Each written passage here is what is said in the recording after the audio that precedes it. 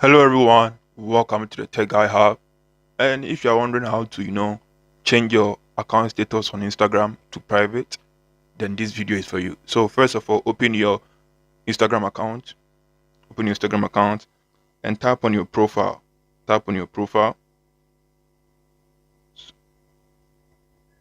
So tap on the profile. Yeah, and that's it.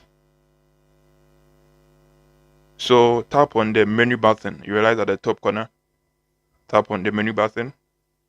Tap on this button, the menu button.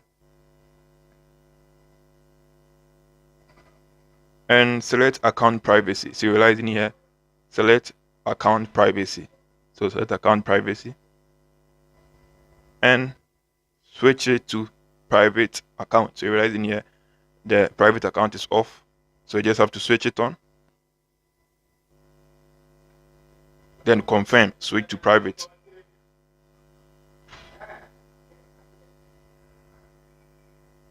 Yeah, so that's how easy and simple it is to switch your account from public account to private account. So if you find this video helpful and useful, don't forget to share, like, give some sweet comment, and see you in the next video.